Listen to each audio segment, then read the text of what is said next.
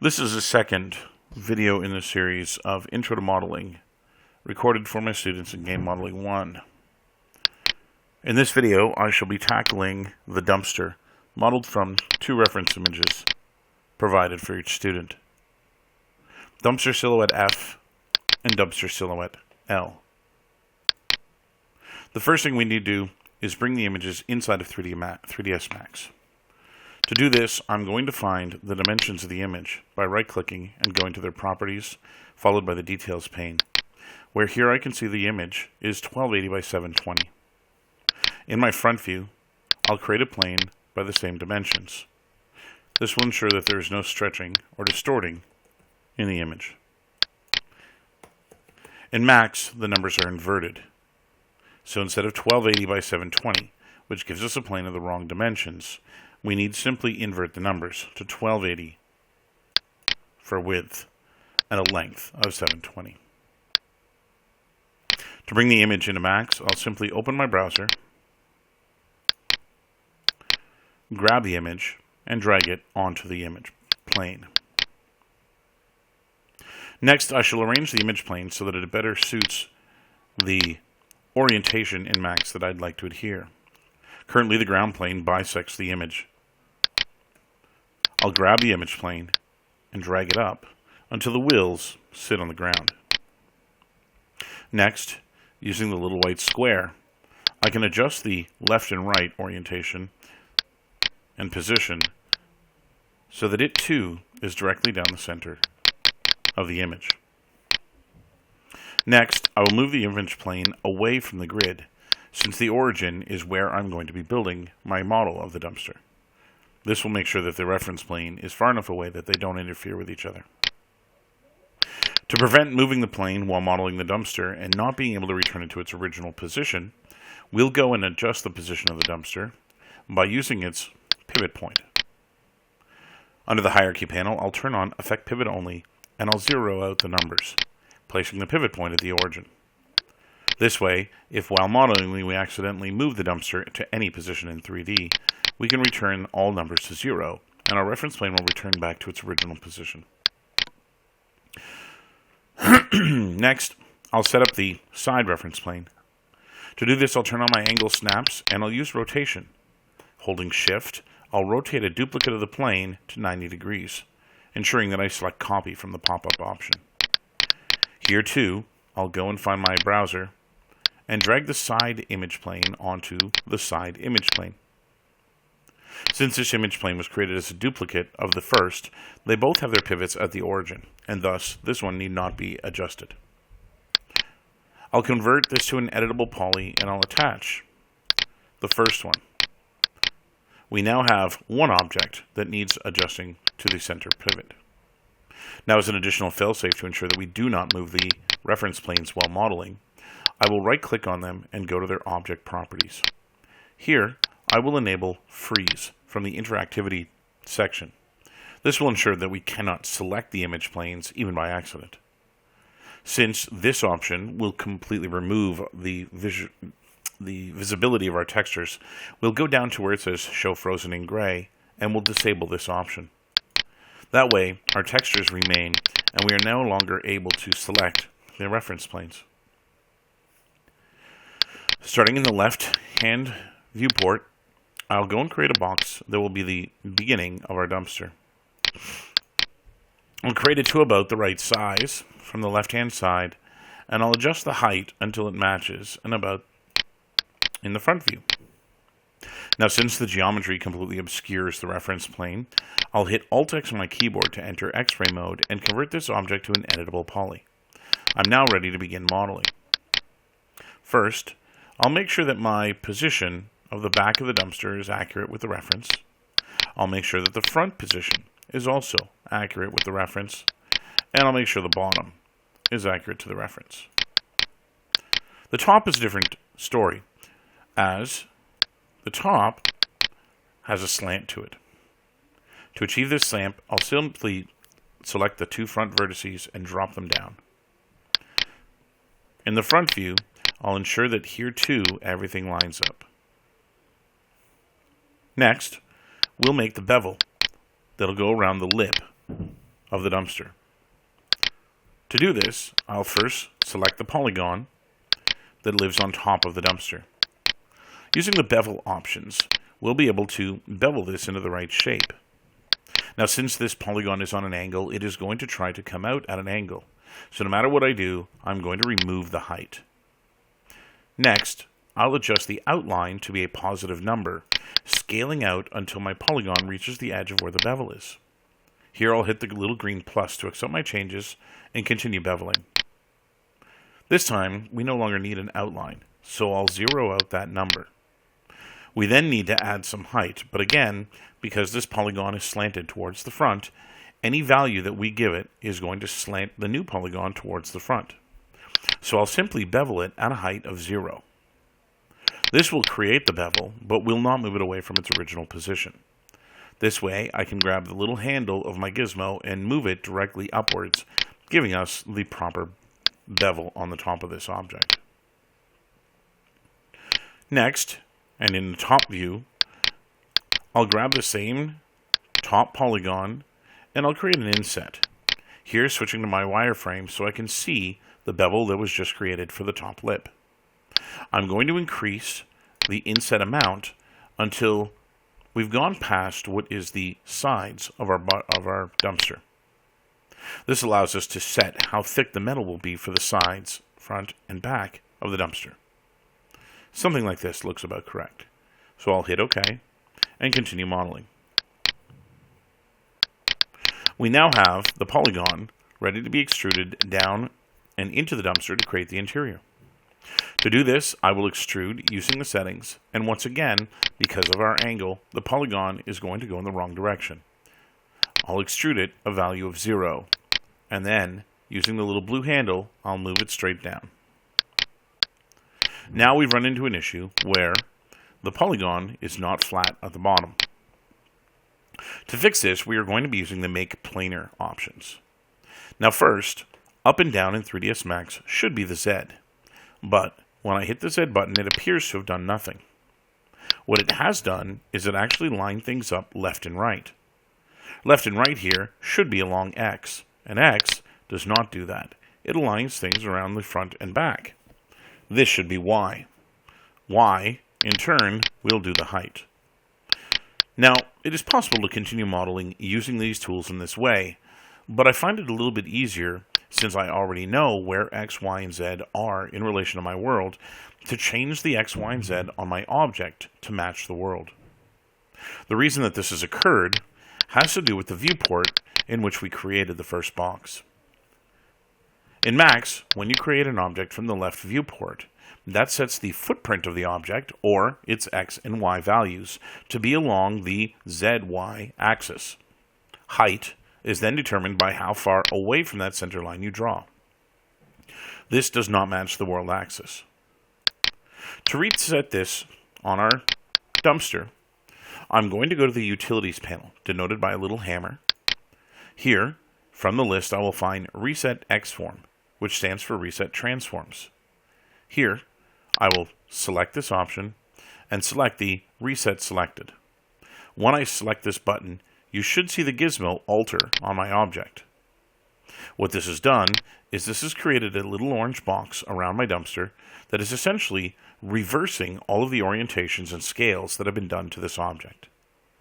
When this is converted to an editable poly or collapsed, now selecting that polygon and Z will do the right axes that we were looking for, up and down.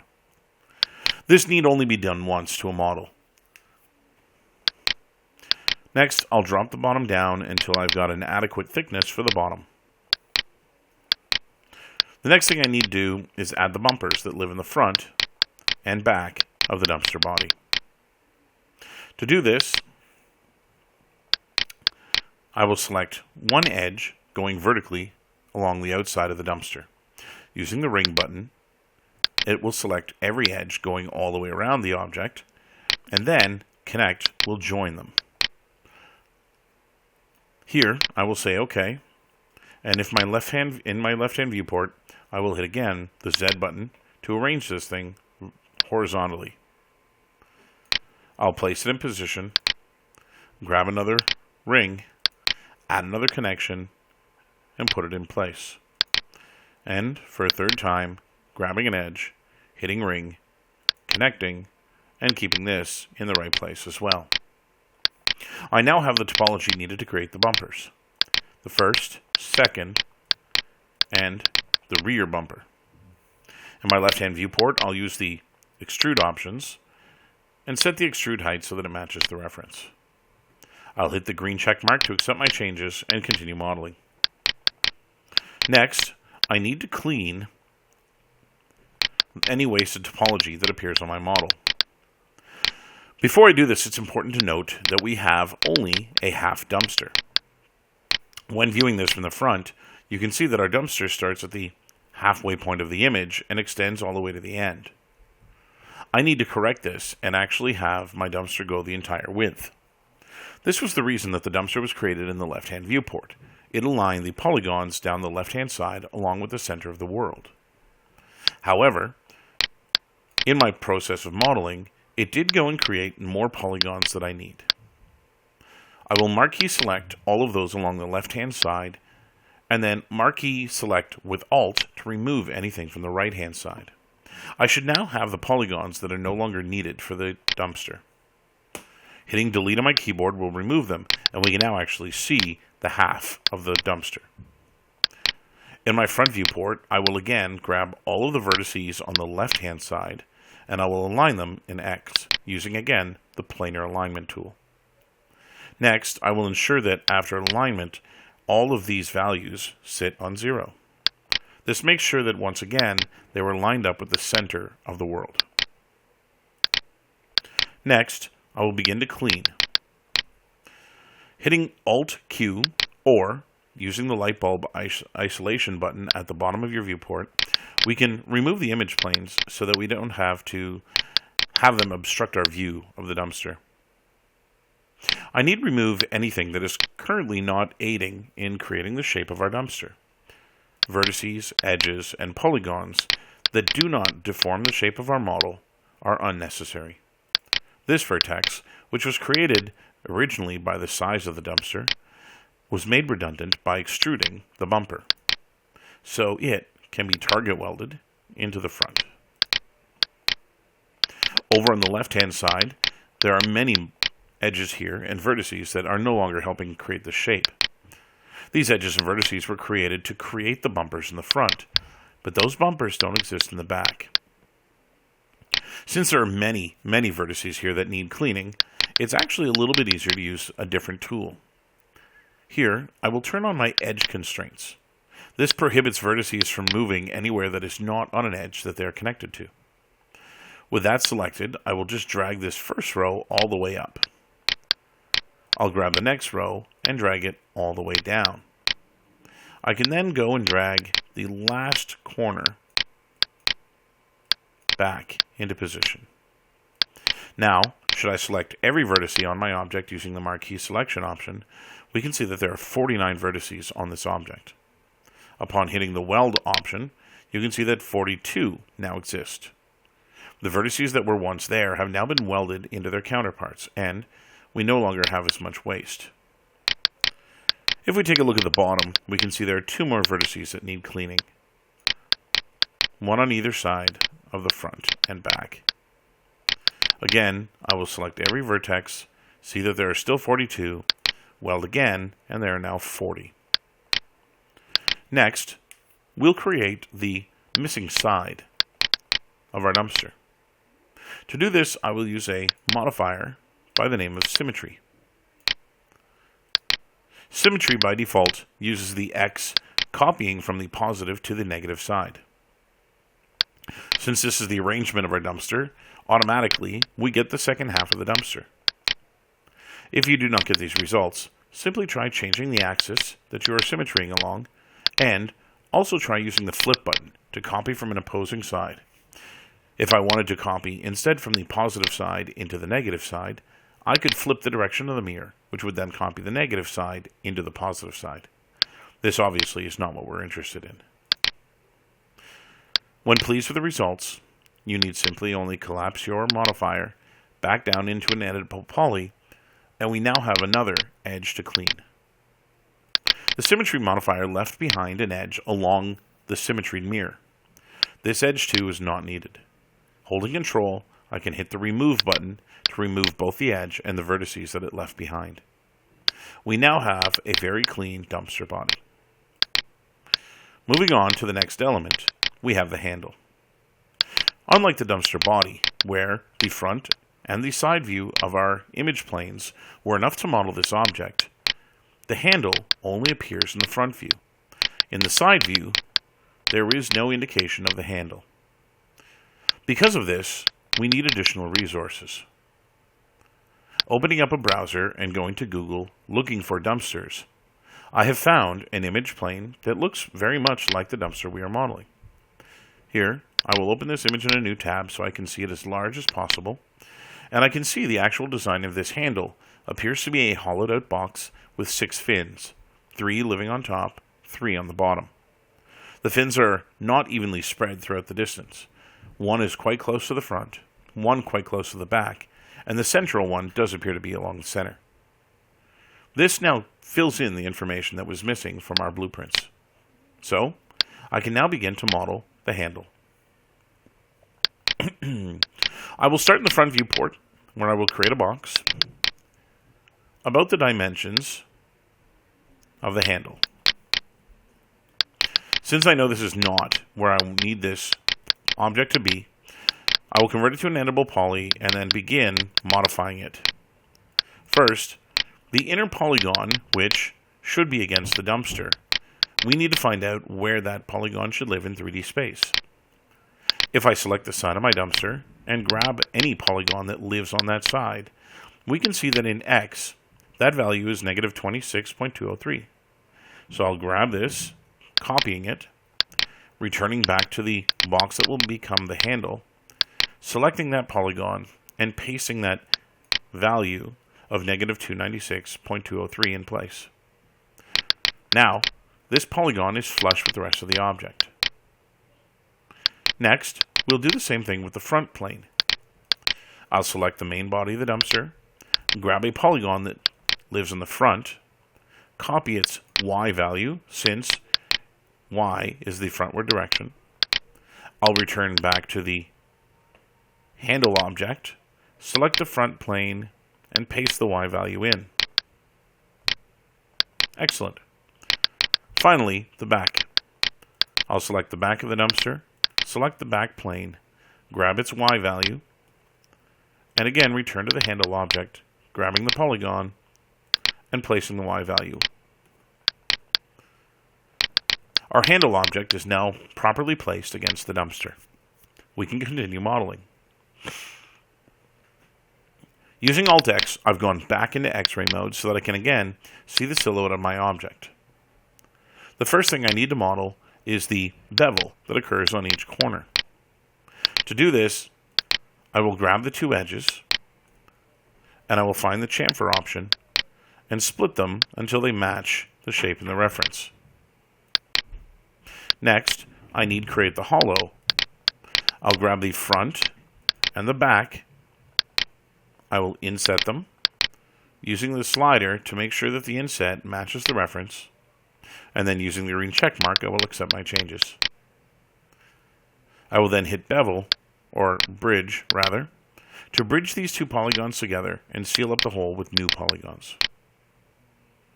Finally, I will grab the back-facing polygon and I will delete it. Since it lives along the back of the dumpster and will not be seen, this is wasted topology. So deleting it will make sure that this object is a little bit more optimized for games. Next, we'll make the 6 fins. To do this, much like when we created the bumpers, I will grab a horizontal edge, use the ring feature to ring all subsequent edges, and then I'll hit the connect option. Here, I know I need 3 fins, so I'll set the number to 3 segments. I now have 1 edge for each of the new fins. Next, I need to worry about their placement. By default, the connect edges options will give me 3 segments that are splitting these polygons evenly. This is not what we want. I will use the pinch option to push these objects a little bit further apart, leaving one edge near the front. The central one will remain central, and the one at the back will move to the back. When pleased with the results, we hit the green check mark to continue modeling. Next, I will deselect all of the edges along the side of this object. Since the fins do not need to go there, I don't need to chamfer that edge.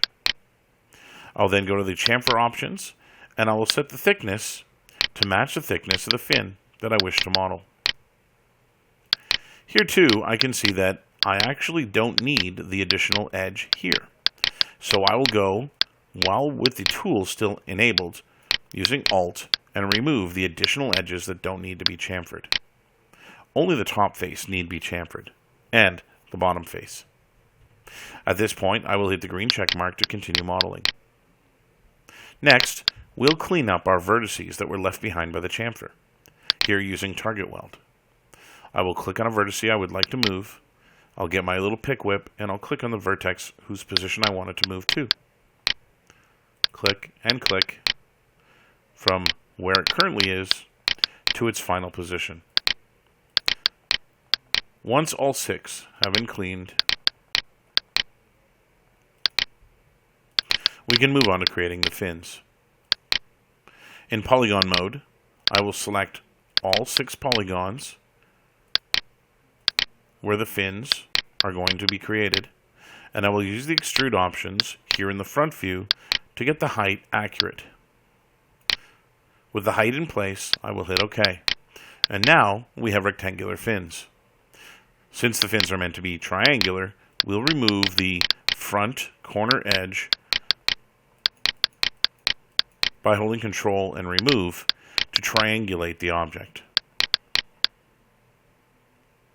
We now have a completed handle.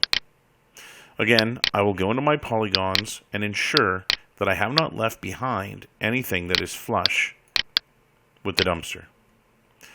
If I'm having trouble seeing this, again, I can use the little light bulb icon. And now I can go in and select all 6 polygons that are the back of the fins. They too can be deleted. They don't do anything. Next, I'll go and place this object in the other side of the dumpster. To do this, we must first move the pivot point, returning to the hierarchy panel, affect the pivot point, and then we'll move it to 0, 0, 0. Since our dumpster was modeled at the origin, 0, 0, 0 also is the center of the dumpster. Now, I can place a symmetry modifier on this mesh.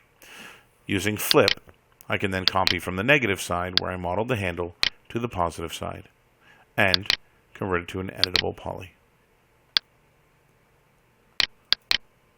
For the sake of making the lid easier to model, I'm also going to go and rotate the entirety of the dumpster 180 degrees. This is going to make it so that when I look at it from the front, I'm actually looking at the front of the dumpster. Since both these images are silhouetted, it doesn't really matter if it's the front or the back. But I know in some of the details that we'll be modeling on the lid, it is a little easier to see them from the front. Now this means that it no longer matches the reference image that we're using for the side. To fix this, I will unfreeze all objects. I will select my side plane. I will grab it by the polygons, and I will rotate it also 180 degrees.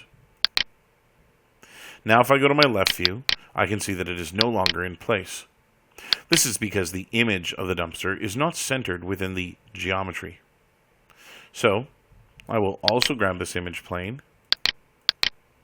Using the Move tool, I will slide it forward until it matches my dumpster again. Now this is not necessary, though I find it a little bit easier if the front view does show me the front of the dumpster. We now have 2 of the meshes complete, and we can begin modeling the third. In this case, the wheel assembly.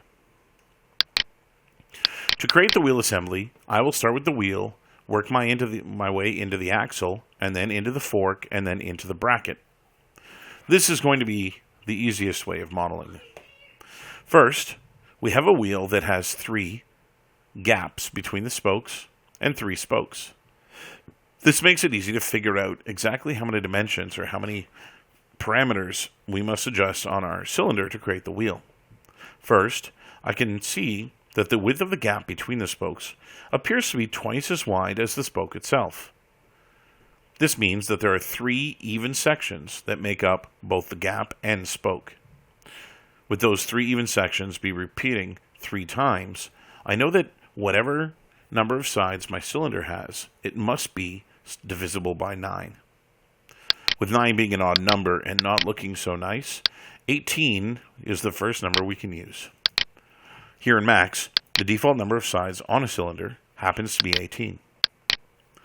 In my front view, after creating the cylinder, I will move it in place. I will enter X-ray mode and line it up with the reference. I will convert it to an editable poly and again affect its pivot. This time, instead of moving it to the origin, I will use the center to object option, placing the pivot in the center of the wheel. This will come in handy when we start modeling some of the other components. Next, we can start creating some of the details for the wheel. I'm going to enter isolation mode again so that I only see the wheel on my screen, and I can now start to select some objects. Now, before I do this, I should probably do my insets. I'll inset the side polygons to give me the width of the wheel itself. The little green plus will allow me to continue using this tool, and again, I will inset until I reach the inner part of the gaps. I could probably inset one more time to give me the hole that is going to be where the axle goes. And then I will bridge this together, actually giving me the hole. Now I can enter isolation mode, which will make things a little bit easier to see. First, I'll make the wheel a little bit more wheel-shaped by grabbing the inner core of polygons. Then by holding Control and switching to my vertices, and using the scaling option, I will scale them in. That already looks far more wheel-like. Next, I'll use the Edge tool and select the outer boundary of edges. Here, using the chamfer option, I'll give a slight chamfer to the edge, also making it look slightly more round. Next, we'll make the holes. First, I'll select 4 polygons in a row. I'll rotate to the other side and select another 4 polygons in a row. I can use the bridge tool to bridge them. However, 3ds Max has bridged them unevenly. Here, they've gone from the facing polygon into the edge polygon. Let's reduce our selection to 2 and bridge again. You'll see that with 2 polygons selected, Max has been able to bridge this properly. I'll select the next 2 polygons and bridge again. This is bridged as well, and it's left behind 2 polygons we don't need. I can delete those polygons. Deleting the polygons has left a hole that we'll need to fix up in a moment. Let's continue to do the next few polygons. Let's try 3 polygons together. And you can see again, Max has messed up our bridge. So I'll return to 2 and I'll bridge again. Max has done a much better job. I can delete my polygon already since I know that it's going to be unneeded. And I can bridge the next set and delete the center polygon again. 2 gaps, 1 spoke. Again, I'll grab the next ones and bridge, and the next ones and bridge. I'll grab the polygons from the center and delete them, and what we should be left with are 3 spokes and 3 holes. Using the borders selection type, if I select my model, I can see that where I've deleted the polygons, it is left behind a hole. I can then modify my selection to be edge type and hit the weld option. Currently I have 12 edges selected, and after welding I have 6. Let's double check that that worked. I will again select my borders, and again I will marquee the entire object, and this time no holes are selected. This means everything has been welded up nice and clean. We now have a wheel. To create the axle upon which the wheel will rotate, I will select the inner band of polygons, and holding Shift, I will scale them inwards slightly. This has created a clone of the mesh that I had selected. I don't want it to be an element, I want it to be a new object. I'll say OK, and now I can switch to that object. In my front view, I'll grab all of the vertices, and I'll scale them out until they go past where the forks are. I'll use a similar technique to create the forks. First, we need polygons where the forks are going to intersect with the axle. To do this, I can grab all edges that go circularly around the cylinder. I will connect them, giving me a new vertical edge. I will split that edge using chamfer, so that the one edge has become two. Here, I will make sure that my chamfer places the new edge where the forks should be. Then, I'll chamfer my two new edges, this time making them the width that I want the fork to be. With that done, I can go to Polygon Selection Mode, remove the rest of the cylinder, and just like what was done with the wheel to create the axle, I will hold Shift and scale up slightly to create another new object. In this case, the forks.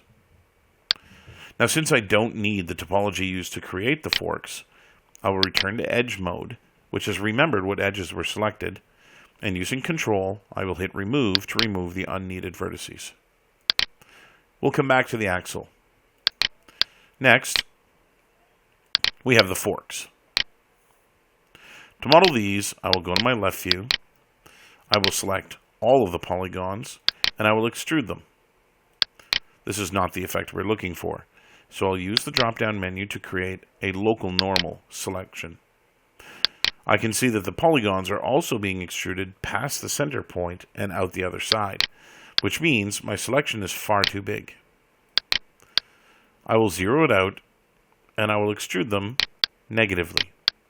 This way they do not pass through the center and only line up with where I want them.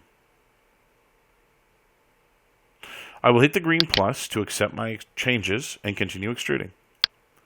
Now, I can remove the bottom half and probably one more front polygon. The fork is going to lean backwards out to this angle here, and that front polygon just doesn't have the angle to match. In fact, let's get rid of a second one. Here, instead of by local normal, we'll extrude these as a group. I'll accept my changes. I'll flatten them, currently in Y. That too will need to be corrected. I'll move it up so that it passes the height of the wheel, and then I'll extrude them together, like so. This has created the two prongs of our fork. Next, I'll select all the polygons, remove the outer and top polygons using Alt, and bridge what's left in the center. The ugly red color indicates to us that the entirety of the fork is inside out. Using my polygon or element tool, I can select the entirety of the object, and using the flip button, return it back so that it is the correct way. This occurred because of the shift method that we use to create these objects from one another.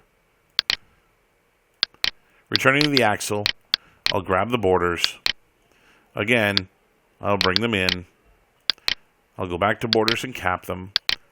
I'll grab my two new polygons and I'll bevel them to give this part of the wheel an extra little detail.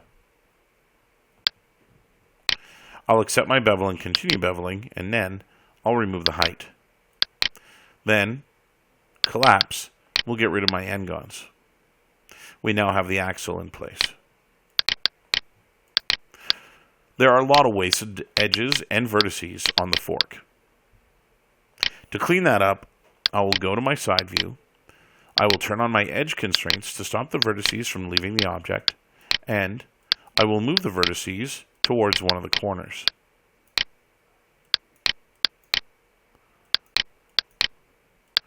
With this done, I can select the entirety of the top of the object. Here, showing me that there are 64 vertices, I will use the weld option, and now there are 16. This is still too many, and from the front view we can see why. There are 2 central edges that need to be moved over as well. Again, I can select the entire top, of which there are 8, and after welding, we're down to 4. The top is now nice and clean. Now I can't move the other vertices, these here. If I were to, it would distort the shape of the fork. So, they are needed to preserve that shape. Down around the axle, we have the edges that were originally part of the first cylinder used to create this object. They too are not in use. So, double-clicking on them to select the entire edge loop, I can then hold Control and Remove to remove them from my object. Just like that, the fork is now done. Next, we'll create the cylinder and the bracket upon which the entire wheel assembly is structured. First, I'll go to the top view, and I'll create a cylinder inside the bracket. The cylinder need not be 18 sides. I'll reduce it down to about 8. In my front view, it's also been created at the ground, so I will move it up until it sits on the bracket. I'll convert it to an editable poly, and I'll remove the top and bottom polygons. Since they'll never be seen, they are wasted. I now have the cylinder upon which the entire wheel assembly will be able to rotate. Lastly, there is the box upon which the entire assembly is built. I will create a box, approximately the right size. In my front view, again, since it was created at the origin, I will move it over, convert it to an editable poly, and in vertex mode, start adjusting the vertices until they line up with the shape of this object.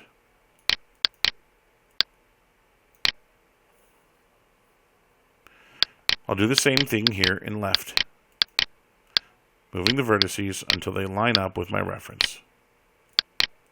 Lastly, the very top polygon, which is currently buried inside the dumpster, is not needed, so I will delete it. Finally, with the entire wheel assembly created, I will attach it all together so that I have one completed object.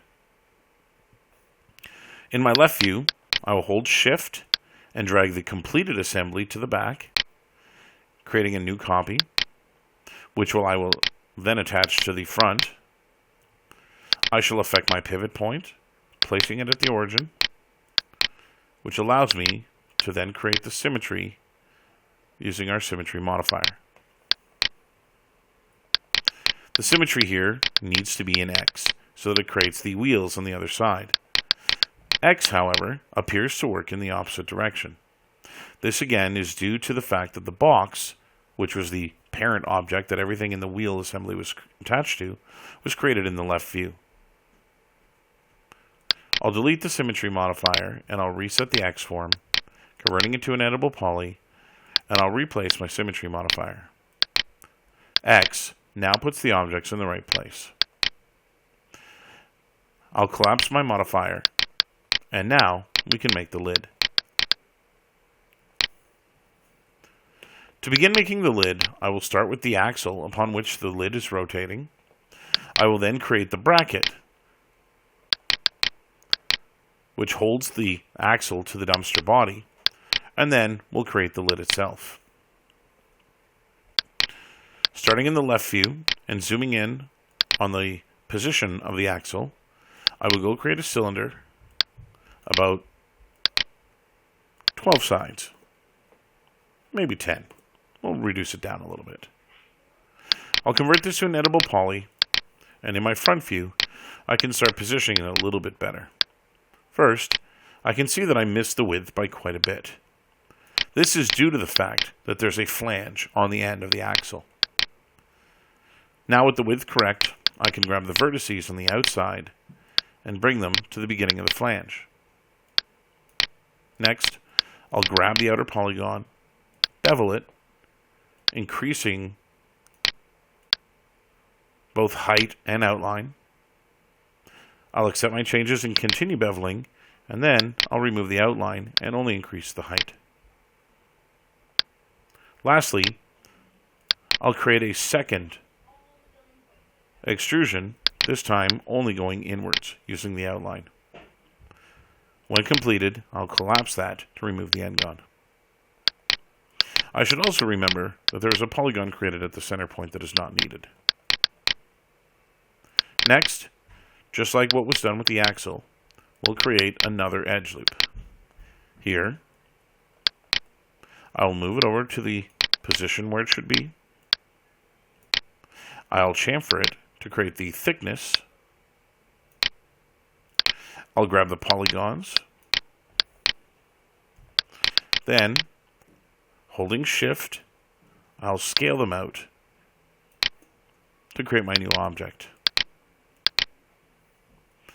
With the new object selected, I'll grab all of its polygons and I'll extrude them by local normal using the front reference plane as reference.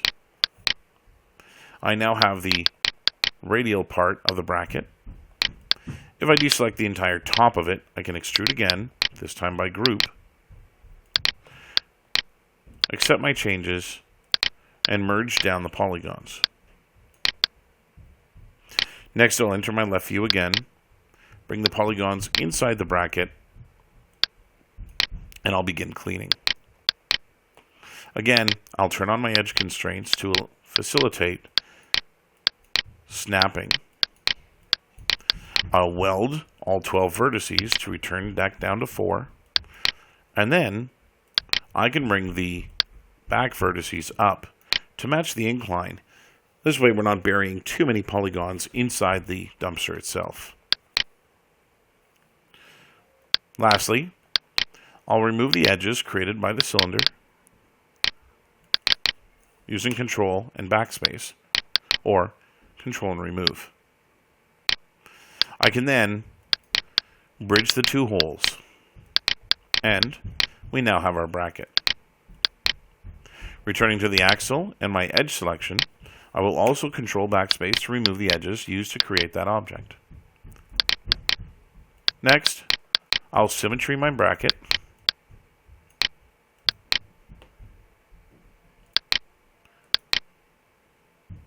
Convert it to an editable poly, and attach it to the dumpster itself.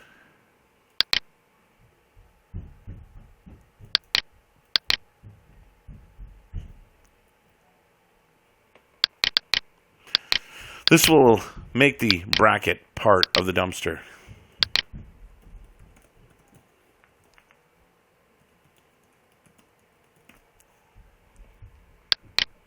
Next, I'll place symmetry on the axle.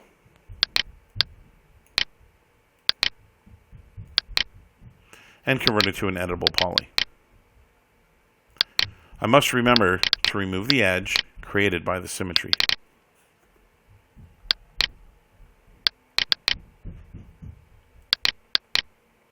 We now have our axle in place, and its pivot point will allow it to rotate within the bracket. Next, I'll make the lid.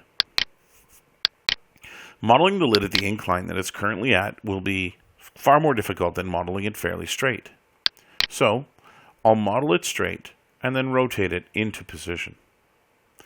I'll first begin with a box, starting at the axle and coming out the length that matches the length of the lid in this view. I need to remember that the lid will curve as it rotates down, so I can go a little bit further than a straight line up.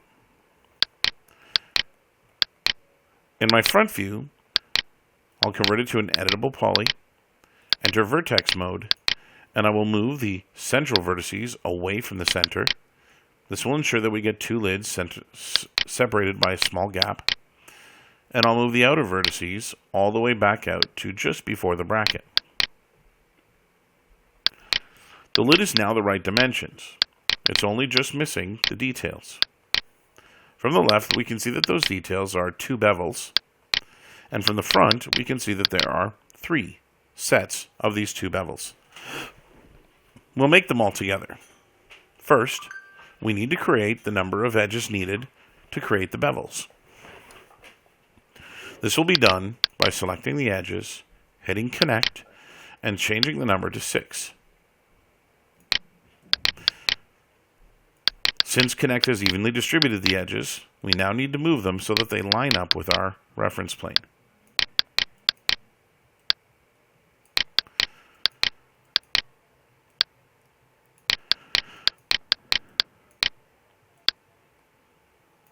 Once lined up, we can do the same thing from the side.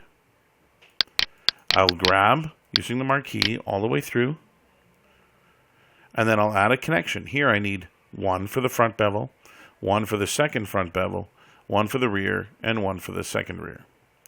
So, using my connect, I'll drop the number down to 4, and I'll hit OK. Now again, I'll move these until they line up with where the rotation will bring their final resting point. If they don't line up exactly, it's not the end of the world.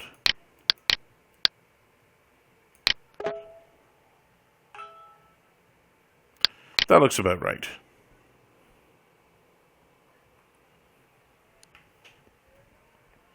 Now, we can create our extrusions.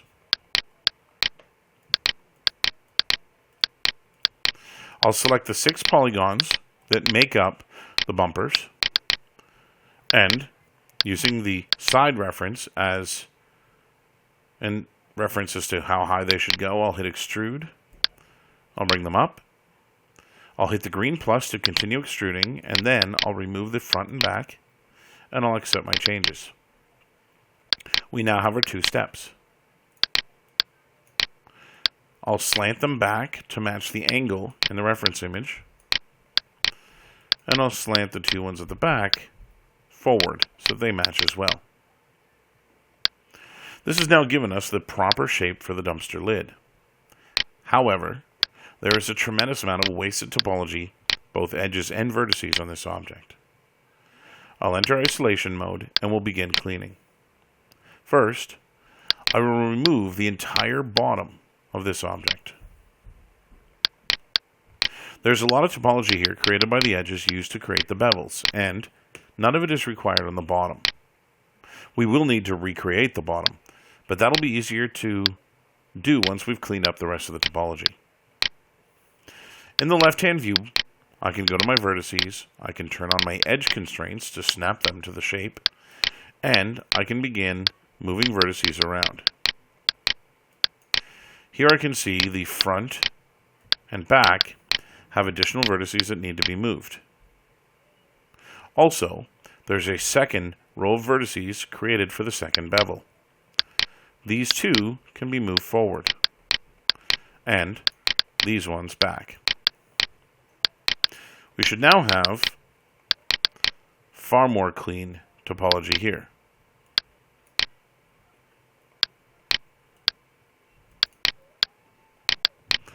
With that done, I'll weld the entirety of the object, and then I'll select the remaining 2 vertices and move them forward, and the 2 at the back can move back.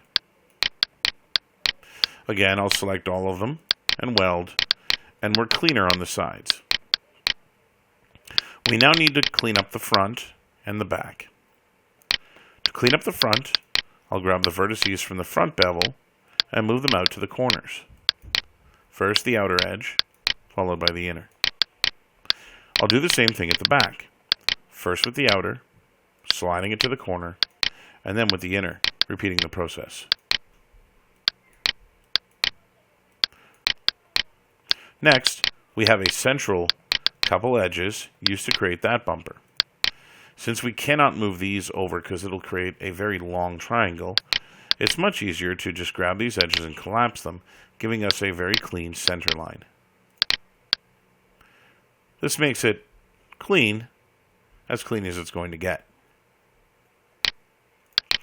We'll double check that all of our vertices have been welded. In this case, they have not. Marking every vertex, I can see that there are 76, and upon welding, I can see that there are now 60. This should now be quite clean. Next, we can start taking a look at what's going to happen with the bottom.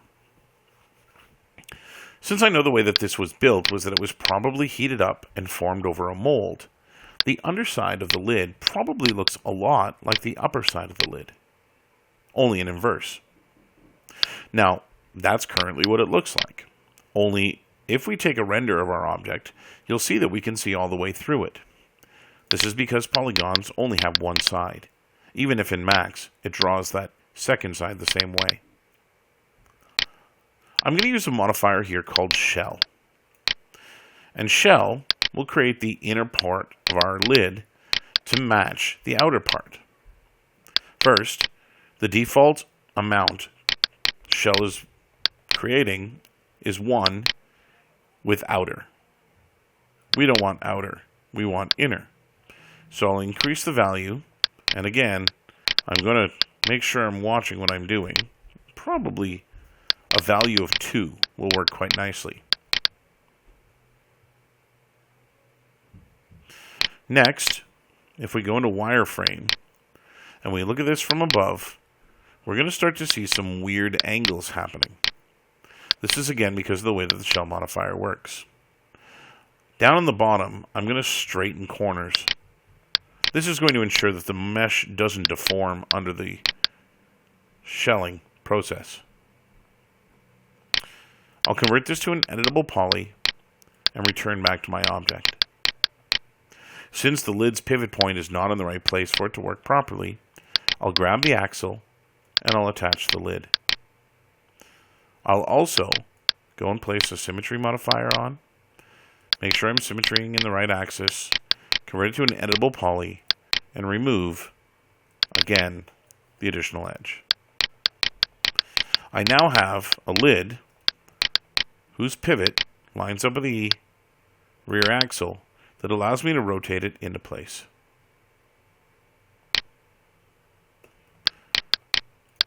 Once the entirety of the dumpster is clean, I need only clean my file, and I'm ready to complete.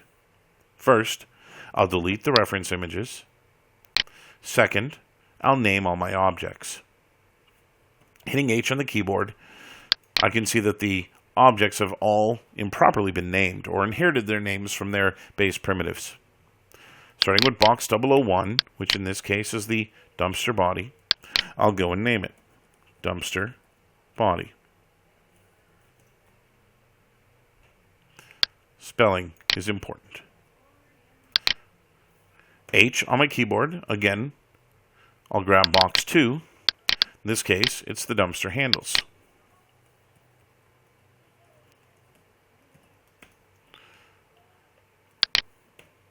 Again, from my selection list, I'll grab box 4.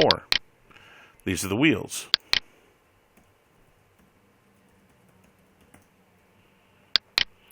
And finally, from the selection menu, I'll use this cylinder, which in this case is the dumpster lid.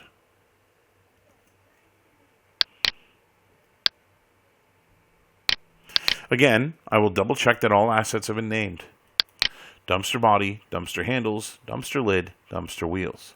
There are 4 assets, and if I hit Control A in my scene, I can see that there are 4 objects. Everything has been named. Next, I'll ensure that I have left no n-gons on my mesh. I'll select the first object. I'll go to polygon mode. I'll go to select by numeric and ensure that I'm selecting greater than 4, and I'll hit the little arrow. With nothing selected, I can be assured that there are no extra polygons. The same will be done with the handles. None. The wheels. None. And finally, the lid. None. I have no n-gons on any of my objects. I'll ensure that I haven't left anything inside out. This is done by looking for that darker red color. Here, everything looks bright red, an indication that everything is the right way. I'll check the body of the dumpster, including the brackets, the handles, and the lid. Everything appears to be modeled correctly. With that done, I can save my file, and I'm good to go.